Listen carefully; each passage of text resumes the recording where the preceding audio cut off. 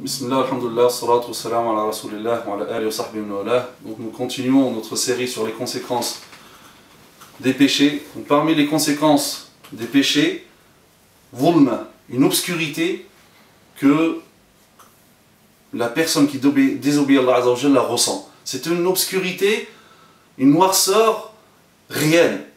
C'est une obscurité qui atteint le cœur. Et plus la personne va commettre des péchés, plus cette obscurité va prendre de l'ampleur. Donc elle touche le cœur et plus elle va se développer jusqu'à toucher les yeux.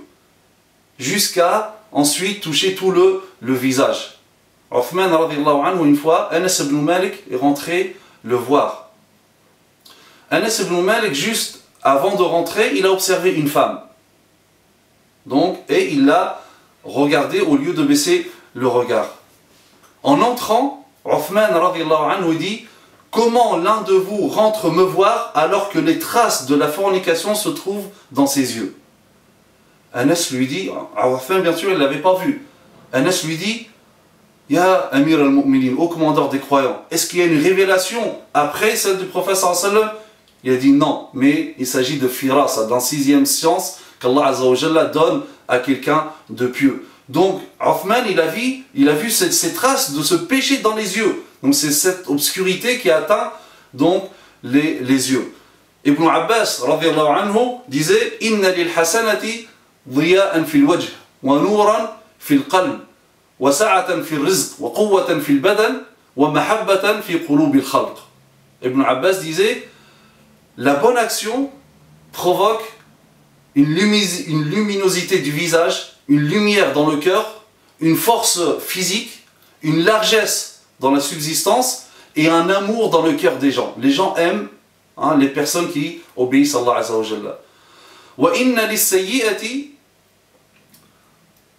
dhulmatan fil wajh wa sawadan fil qalb. Donc il nous dit: wa inna lis-sayyi'ati sawadan fil wajh wa dhulmatan fil qalb wa wahanan fil badan wa naqsan fil rizq. Et la mauvaise action provoque l'obscurité du visage, l'obscurité du cœur, une faiblesse physique, une étroitesse dans le rizq de la subsistance et une animosité, une haine dans le cœur des gens. Donc, c'est-à-dire que lorsque une personne commet des péchés, elle va occulter sa clairvoyance. Elle ne va plus distinguer entre le bien et le mal. Ce qui lui provoque un préjudice ou ce qui lui attire un bien. C'est pour cela, des fois, lorsqu'on voit des personnes qui sont tellement dans le péché et se nuire eux-mêmes, c'est qu'on dit pourquoi. Mais finalement, parce que cette personne a perdu sa clairvoyance à cause de cette obscurité qui a habité son cœur et qui s'est propagée dans tout le corps.